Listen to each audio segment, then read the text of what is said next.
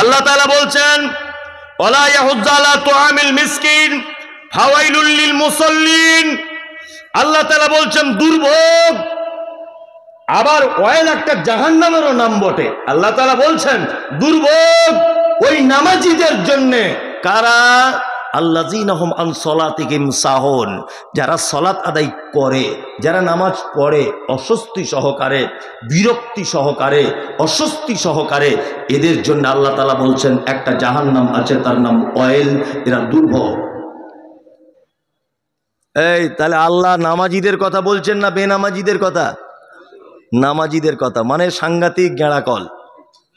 নামাজীরা তাহলে ভাবছে এই মৌলবী প্রতি বছর আনবো, আমাদের ব্যাপারে কিছু বলছে না। যারা নামাজ পড়ে তাদের জাহান্নাম পাঠিয়ে দিচ্ছে। এই খ্যাপা কথা করে আমি কেন বলবো? আল্লাহ এই কথা বলছেন।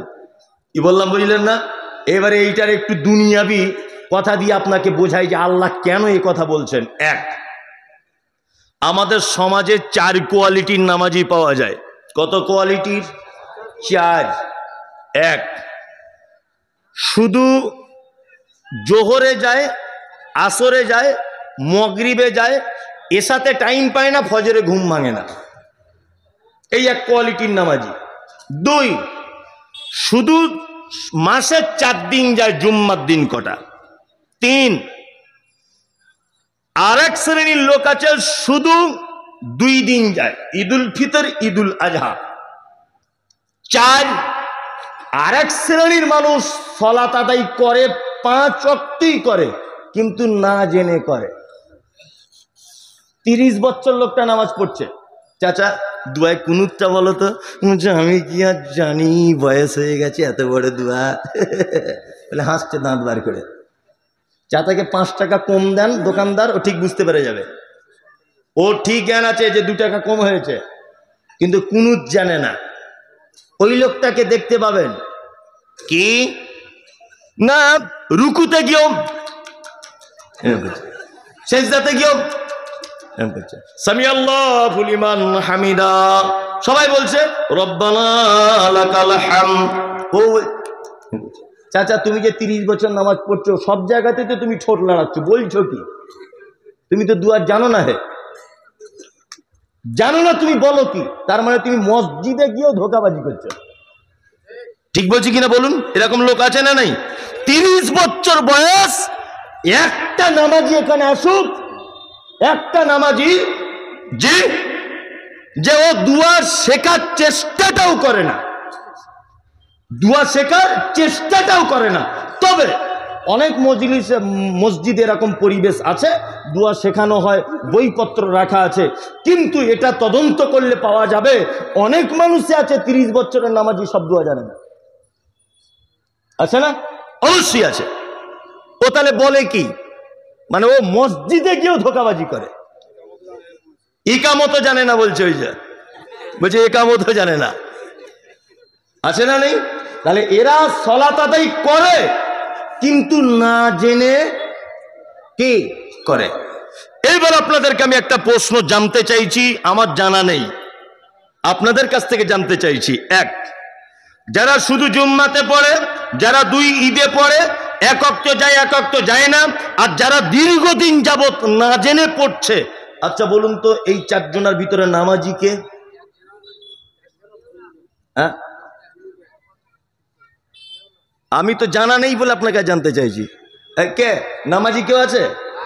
আসলে ঘটনা কি জানেন তো, আপনার ছেলে মাধ্যমিক পরীক্ষা দিবে এবার, ভালো করে বুঝুন। আমার তো হাদিস কোরআনে বেশি বুদ্ধি নাই, আমি বড় বড় আলেমদের বক্তব্য শুনি, তারপর পড়াশুনো করে এইগুলো বলি আর কি, আমার যোগ্যতা খুব কম।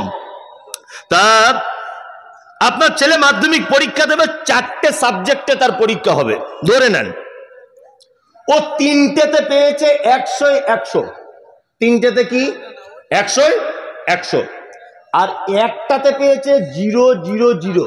বলুন তো রেজাল্ট আউট যেদিন হবে, পাস না ফেল? 3টেতে তো 100-100, একটাতে 0, এই কারণে টোটাল যখন আনা হচ্ছে ফেল, তাই না? জোহরে 100-100, আসরে 100-100, মাগরিবে 100-100, এশাতে 100-100, ফজরে ঘুম ভাঙেনি তাই 0, তাই না? তার মানে বোঝা গেল ফেল, হবে নামাজি। তাই না? আবার অনেক মানুষের এইটাও দাবি আছে, মৌলভী সাহেব নামাই না পড়তে পারি, ইমান চাঙ্গা। বুঝলে না? বলছে বেশি ফটর ফটর করো না, নামাই না পড়তে পারি, আমার ইমানের কোনো দুর্বলতা নাই, জীবনে হারাম খাই না, জীবনে কোনোদিন অপরাধমূলক কাজ করি না। এইরকম লোক আছে না নাই? হ্যাঁ, মানে ওর চরিত্র কেমন? পাছা আগলা মাথায় টুপি, পাছা আগলা মাথায় টুপি, এ হচ্ছে এই লোকের মতো। কিছু লোক আছে, আপনাকে একটা কথা বলে দিচ্ছি, শুনে রেখে দেন। লোক মারা গেছে একটা লোক, তাই ইমাম সাহেব জানাজার সামনে দাঁড়িয়ে বলছে আসসালামু আলাইকুম। মনোযোগ দিয়ে শুনবেন, কেউ চিল্লামিল্লি করবেন না। আমাদের গ্রামের ফটিক ভাই মারা গেছে, খুব ভালো লোক ছিল, ভুল ত্রুটি করে থাকলে আল্লাহর হস্তে ক্ষমা করে দেবেন, ঋণ টিন করে থাকলে ওর বড় বেটাদেরকে বলবেন, পরিশোধ করে দেবে ইনশাল্লাহ। আর সকলেই মাইয়েতের জন্য একটু দোয়া করে দিবেন, যাতে আল্লাহ ওনাকে জান্নাতবাসী করুক। এই গ্রামে হয় না, আশেপাশে অনেক বেদাতি গ্রামে হয়। আর কি বলে, মেয়েদের তরফ থেকে 12টা খতম দোয়া হয়েছে, আর ছেলেদের তরফ থেকে 22টা খতম, টোটাল 40টা খতম ওই মৃত্যু মানুষের নামে, ফটিক ভাইয়ের নামে বক্সে দেওয়া হলো। আল্লাহ জানে এর বিনিময়ে ওকে জান্নাত দিয়ে দেয়। আচ্ছা বলুন তো, ইমাম সাহেব আর 1000 জানাজার মুসল্লি সবাই মিলে যদি দোয়া করে যে আল্লাহ ওকে জান্নাত দাও, ওকে জান্নাত দাও, লোকটা জীবনে কোনোদিন নামাজ পড়েনি, সম্ভব না? আছে? আছে? সম্ভব না? খুব কম। ঘটনা ঠিক এরকম, আমার বেটা আমাকে বলছে আব্বা মিলিটারির চাকরি করব। আমাকে বলছে, বোঝানোর জন্য বলছে, আমার ছেলের 12 বছর বয়স, সত্যি নয়। বলছে আব্বা মিলিটারির চাকরি করব। আমি চিন্তা কর, ও ছুটে মাঠে রান করেছে, একদম ফার্স্ট, লিখিত পরীক্ষায় একেবারেই ফার্স্ট, মৌখিক পরীক্ষায় একেবারেই ফার্স্ট। আমার আর ছেলে আমাকে বলছে আব্বা 2 লাখ টাকা একটা অফিসার চাইছে, তাছাড়া হবে না। আমি বললাম কোনো ব্যাপার না, আমার জলসা করার টাকা, গাদা টাকা, যত পারবি লে, 2 লাখ দিয়ে দিলাম। বলছে আব্বার একটা পরীক্ষা বাকি আছে। বলছি কি? বলছে একটু ফিতেটা নিয়ে হাইটটা দেখবে আমি কতটা সাইজ। সব কিছুতে আমার ছেলে 1 নাম্বার, 2 লাখ টাকাও দিয়ে দিয়েছি, কোনো অসুবিধা হয়নি। মাপতে গিয়ে দেখছে আমার ছেলের সাইজ 3.5 ফুট। বলুন তো মিলিটারিতে চাকরি হবে? কিয়ামত পর্যন্ত হবে আমার বেটার চাকরি? না, ও হেডমাস্টার হতে পারবে, ও আপনার কি বলে সহকারী শিক্ষক হতে পারবে, ও বিডিও হতে পারবে, ও অন্যান্য ডিপার্টমেন্টের সরকারি চাকরিতে ও জয়েন করতে পারবে। আমার বেটা কিন্তু কোনোদিন মিলিটারি হতে পারবে না। পারবে? তাহলে এই চাকরির মূল শর্তটা কি? একদম বডি একদম সিংহের মতো হতে হবে, হাইটটা একদম জুত করে হতে হবে, তাই না? সিনাটা খুব চওড়া হতে হবে, তাই তো? এইগুলো হচ্ছে মেন। তারপরে মাধ্যমিক, উচ্চ মাধ্যমিক এই লেভেল থাকলেও তোমার চাকরি হয়ে যাবে, কোনো সমস্যা নেই। মৌলভী সাহেব জাকাত মিস নাই, দান মিস নাই, জীবনে কারোর সঙ্গে অশান্তি ঝগড়া নাই, সবার সঙ্গে সম্পর্ক ভালো, শুধু নামাজ নাই। আমি কি জান্নাত যেতে পারবো? এই সবটাতেই ফার্স্ট ক্লাস, হাইটে শর্ট। এই চাকরির জন্য যেমন শর্ত হাইটটা, ঠিক আল্লাহর জান্নাতে যাবার একজন মুসলিমের মূল শর্ত হচ্ছে সলাত। যার সলাত নেই তার জান্নাত নেই। আপনাকে এবার একটা আশ্চর্য কথা বলি। আজকের আপনাদের জলসার যিনি প্রধান অতিথি ছিলেন আব্দুল হামিদ ফাইজি আল মাদানি, ওনার ভাইপো এটা বসে আছেন, একদম আপন নিজের ভাইপো, সাকিব আল বুখারী। আবার আমার বন্ধু ঠিক বলবো না, ও আমার থেকে অনেক জুনিয়র, তবে একই মাদ্রাসায় একই সময় একই রুমে থেকেছি, খেয়েছি সব একসঙ্গে, তা আমার থেকে ওর বয়স কম। যাই হোক, তা আব্দুল হামিদ ফাইজি আল মাদানি অনেক বই লিখেছেন, প্রায় 200টা ছোঁয়া ছোঁয়া ভাব বাংলায় বই লিখেছেন। তার ভিতরে একটা বই লিখেছেন জানাজা দর্পণ। জানাজা দর্পণ, দয়া করে বলছি 67 নাম্বার পৃষ্ঠাটা একবার খুলে দেখবেন। উনি বলেছেন বেনামাজিদের জানাজা পড়া কেউ যদি চায় পড়তে পড়তে পারে, তবে যেন দুয়া না করে। এটা আমি আমার কথা বলছি না, আজকের জলসার প্রধান অতিথির বই থেকে বলছে। এটা বই আমার গাড়িতে আছে, বিক্রি করার জন্য আনিনি, আমি নিজে পড়ি ওনার সব বই। গাড়িতে আমার মোটামুটি 20,000 টাকার বই রাখা আছে, অটোমেটিক পড়ি আর কি, যখন টাইম পাই। এটা ওনার বই থেকে নকল করে বলছি। উনি একথা অন্য আরেকজনের উদ্ধৃতি দিয়ে একই পৃষ্ঠারে তিনি বলেছেন, কোন মুসলিম যদি বেনামাজি অবস্থায় মারা যায়, তাহলে মুসলমানদের কবরস্থানে তাকে দাফন না করাই উত্তম। আশ্চর্য ব্যাপার, আজকের জলসার প্রধান অতিথির ফতোয়া এটা। কি বলছে বুঝতে পারছেন কথা কিছু? তার মানে বেনামাজিদের চান্স আছে কোথাও? আছে? নাই, কোথাও নাই। আল্লাহর জান্নাত এর দেখুন আল্লাহ তাআলা বলছেন মা সালাকাকুম ফি সাকার ক্বালু লাম নাকু মিনাল মুসাল্লিন। সাকার নামক একজন জাহান্নামীকে জিজ্ঞাসা করা হবে তুমি কেন জাহান্নামে? ও তখন বলবে ক্বালু লাম নাকু মিনাল মুসাল্লিন, আমি শুধুমাত্র সালাত আদায় করিনি, নামাজ পড়িনি, মুসাল্লি ছিলাম না, এই কারণে আজকে আমার এই পরিণতি। তবে একটা কথা বলে রাখছি, সালাত আদায় করেননি এই অবস্থায় মারা গেছেন, কাবিরা পাপ। কোনো না কোনো একদিন কলেমা পড়ার কারণে আপনি জান্নাত যাবেন, কোনো না কোনো একদিন জাহান্নাম থেকে রেহাই পাবেন। এক শ্রেণীর মানুষ আছে তারা কোশ্চিনকালও জাহান্নাম থেকে রেহাই পাবে না। কারা বলুন তো? যারা শিরক অবস্থায় মারা গেছে, শিরক করতে করতে মারা গেছে, তওবা চাইনি, আল্লাহর কাছে স্যালেন্ডার হয়নি, এ কিন্তু কোশ্চিনকালও জাহান্নাম থেকে মুক্তি পাবে না। ফাওয়াইলুল লিল মুসাল্লিন, দুর্ভোগ ওই মুসাল্লিদের জন্য, আল্লাযীনা হুম আন সালাতিহিম সাহুন, যারা সালাত আদায় করে অস্বস্তি সহকারে, আল্লাযীনা হুম ইউরাউন, যারা সালাত আদায় করে লোক দেখানোর জন্য। অনেক মুসল্লি আছে না, নামাজ পড়ে এনার্জি লস, আর আমাদের পাড়ার মেয়েদের তো কথা বলাই যাবে না, এমন করে সেজদায় যাচ্ছে হামাগুড়ি দিয়ে, মনে হচ্ছে 12 বছরের প্যারালাইসিসের রোগী। দেখবেন আপনার নানি দাদিরা যখন নামাজ পড়ে, নামাজ পড়ার কি অবস্থা, আল্লাহু আকবার। এই ওমরপুর, আপনাদের ওমরপুর চেনেন তো? ওইখানে একটা গ্রাম আছে, নাম বলবো না, তাহলে ওরা আমাকে মারবে, এই ভয়ে বলতে পারছি না, তো গোপনে জেনে নেবেন বলে দেবো। ওই মসজিদে একদিন আসরের নামাজ পড়ছি, আমি জমাতে ইমামতি করছি, আমার গাড়ির ড্রাইভারকে জিজ্ঞাসা করুন, ইমামতি করছি, আল্লাহু আকবার। একটা লোকের দেখছি ফোন বাজছে, ও ফোনটাকে বার করে ধরে বলছে আবি হাম নামাজ মে হ্যায় বাদ মে কল কিজিয়ে, রাখো। ফোন করতে করতে নামাজ পড়তে পড়তে বলছে, নামাজ পড়ছে, ও বিহারিদের লোক মনে হয়, বাজারের মসজিদ তাও, ও বলছে আবি হাম নামাজ মে হ্যায় বাদ মে কল কিজিয়ে। এই যদি নামাজের ভিতরে এই বলে, তাহলে বাহিরে হলে কি করতো? এই হচ্ছে আমাদের নামাজ পড়ার ঢং। নামাজ পড়ছে, পাছা চুলকাইছে, আবার কেউ টুপি নিতে মনে নেই, ভুলেই গেছে, ধরে নেন টুপি দিতে। টুপির সঙ্গে তো নামাজের কোনো সম্পর্ক নেই, আছে? আছে? নাই।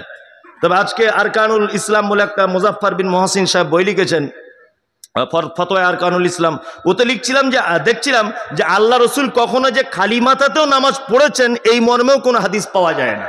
কখনো পাগড়ি দিয়েছেন, কখনো টুপির উপরে পাগড়ি পড়েছেন, যাই হোক, তা টুপির সঙ্গে পাগড়ির সঙ্গে নামাজের কোনো সম্পর্ক নেই।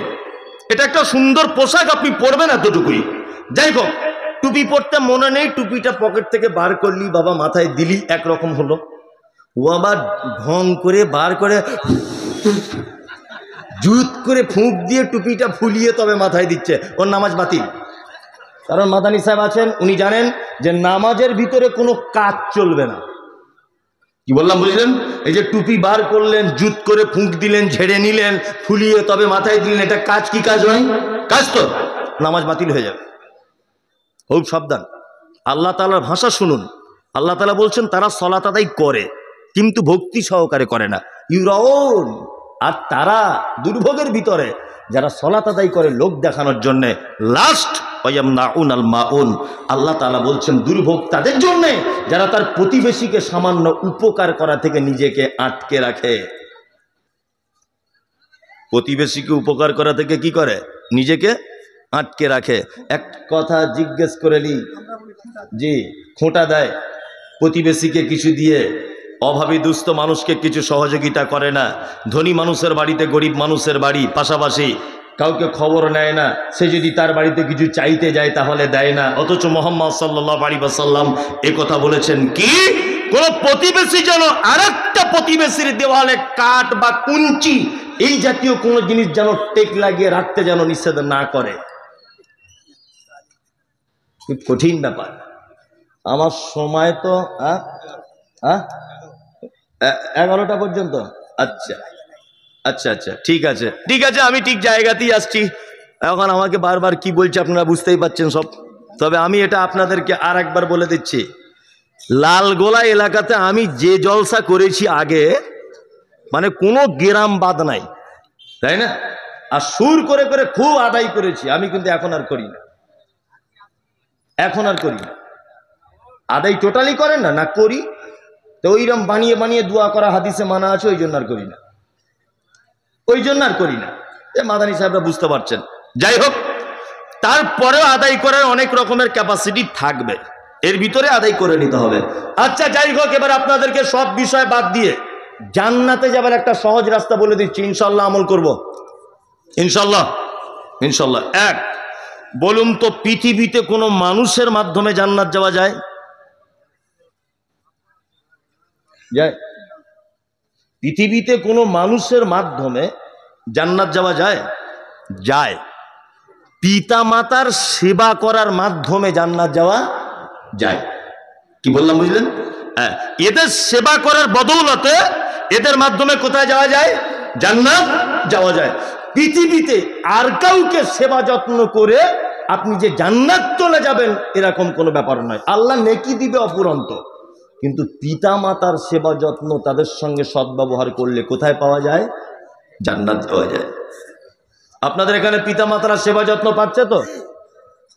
আচ্ছা, এই যারা বেটা বসে আছেন, বাপ মাকে দেখছেন? বাপ মা বুড়ো হয়েছে, কেমন সিস্টেমে খাচ্ছে বেটাদের কাছে? পালি সিস্টেম, মানে ওর বাপ মসজিদের ইমাম সাহেব আর ওর মা মুয়াজ্জিন, এখানে এইরকম একটা ব্যাপার আর কি, তাই না? আবার যদি একদিন এদিক ওদিক হয়ে যাচ্ছে, একদিন